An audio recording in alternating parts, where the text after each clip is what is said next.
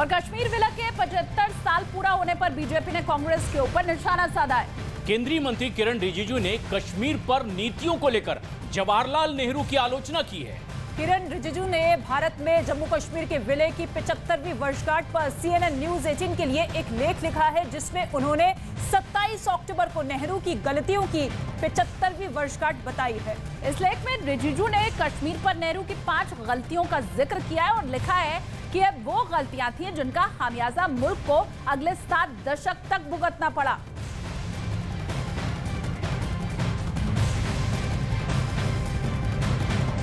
तो कश्मीर विलय के 75 साल पूरे होने के मौके पर बीजेपी ने सीधे सीधे कांग्रेस पर निशाना साधा है। केंद्रीय मंत्री किरण रिजिजू ने कश्मीर पर नीतियों को लेकर के जवाहरलाल नेहरू की आलोचना की है।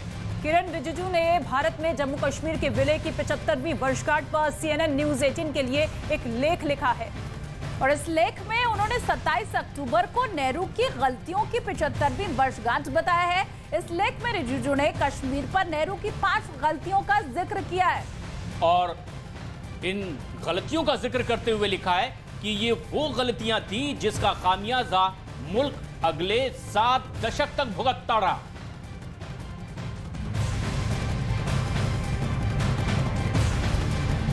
CNN न्यूज 18 के लिए यह लेख किरण रिजिजू ने लिखा है और इसमें कश्मीर के मुद्दे पर उन्होंने अपनी बात रखी है।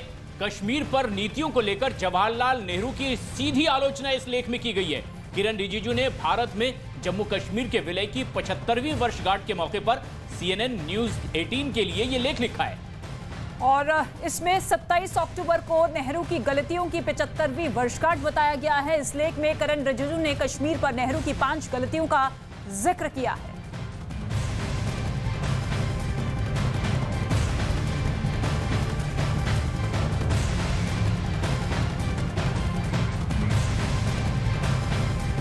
निशाने पर नेहरू की कश्मीर नीति, नेहरू की 5 गलतियों का जिक्र इसमें किया गया है। लेकिन अब हम आपको बता रहे हैं कि किस तरह से केंद्रीय मंत्री किरण रिजिजू के मुताबिक नेहरू की पहली भूल क्या थी। किरण रिजिजू के मुताबिक जब कश्मीर के राजा हरि सिंह भारत में विलय को तैयार थे, तब नेहरू ने उस मामले में कोई कदम नहीं उठाया था। उस मामले में अपने कदम लटका दिए थे। नेहरू के लिए अपने दोस्त शेख अब्दुल्ला को सत्ता देना ज्यादा महत्वपूर्ण था, न कि भारत में विलय। अगर जुलाई 2074 में ही कश्मीर का विलय हो गया होता तो कश्मीर का इतिहास कुछ और होता। 47 का जिक्र यहां पर किया गया है। तो आज पीओके नहीं होता अगर जुलाई 1947 में ही कश्मीर का विलय हो गया होता।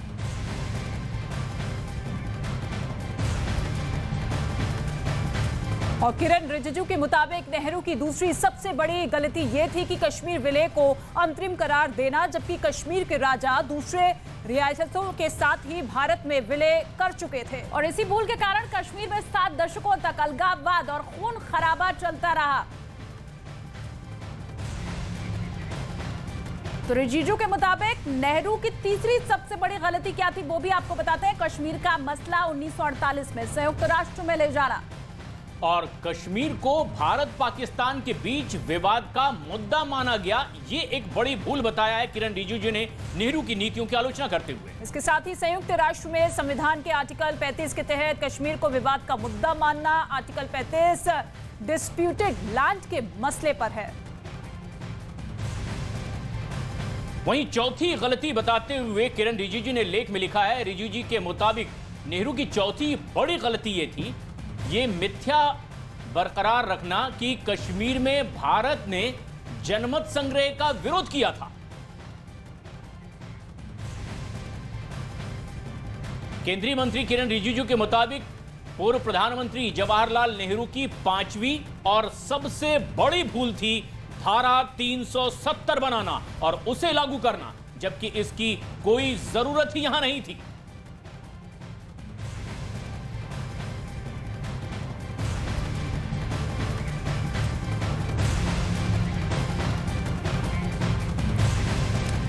और इस वक्त मेरे साथ मेरे वरिष्ठ सहयोगी अमिताभ सिन्हा जी मौजूद है। सीधे लाइव उनका रुख कर लेते हैं अमिताभ जी, क्योंकि सबसे बड़ा सवाल यही उठ रहा है कि किरण रिजिजू ने जो आर्टिकल लिखा है कश्मीर को लेकर, नेहरू पर जो आरोप लगाए गए हैं, उसका आधार क्या है, क्या आप मानते हैं?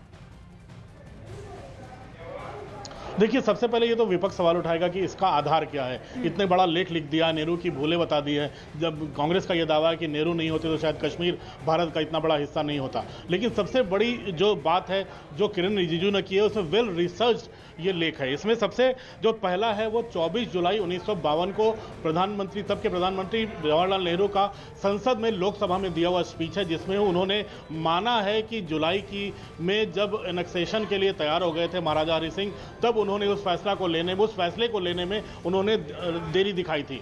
दूसरा, जो नेहरू के सिलेक्टेड वर्क्स ऑफ नेहरू हैं उस साल के 1947 के उसको भी आधार मानकर किरण रिजिजू ने अपना लेख आगे बढ़ाया है। तीसरा, United nation commission of India के 1949 में जो भारत ने उनको चिट्ठी लिखी प्लेबिसाइट को लेकर, वो चिट्ठियां भी किरण रिजिजू ने पढ़ी हैं और इसका उन्होंने जिक्र किया है। और जो कॉन्स्टिट्यूशनल असेंबली जो बन रही थी रिपब्लिक बनाने के लिए, कॉन्स्टिट्यूशन बनाने के लिए, उसमें जो कश्मीर को लेकर डिबेट चले थे उसका भी जिक्र किया है। उसमें जो लोगों ने दलीलें दी थी कश्मीर को लेकर, तो एक वेल रिसर्च पेपर है। इसमें बस एक सरकार की कोशिश है, प्रधानमंत्री की कोशिश ये है कि 370 बदलकर उन्होंने कश्मीर की जनता को हक दिया है, उस नैरेटिव को बदलना, ताकि आने वाली पीढ़ियां याद रखें कि कश्मीर में जो भूल हुई थी मोदी सरकार उसको सुधार रही है। बिल्कुल। अच्छा अमिताभ, ये पहली बार नहीं है जब कश्मीर के ऊपर कुछ लिखा या अपनी राय व्यक्त की गई हो।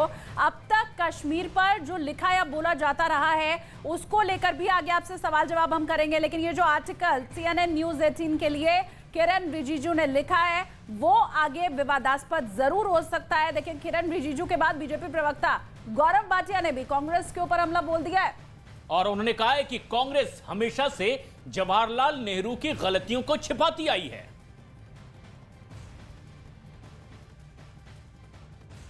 27 अक्टूबर का जो दिन है ये एक ऐतिहासिक दिन है, क्योंकि इसी दिन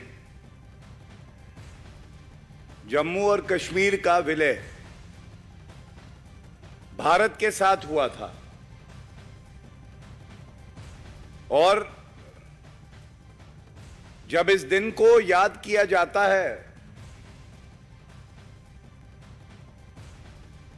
तो यह भी याद करना अति आवश्यक है किस तरह से भारत के पहले प्रधानमंत्री स्वर्गीय जवाहरलाल नेहरू जी ने 5 ऐसी बड़ी गलतियां करी, भूल करी, जिसकी एक बड़ी कीमत हमारे देश को, देशवासियों को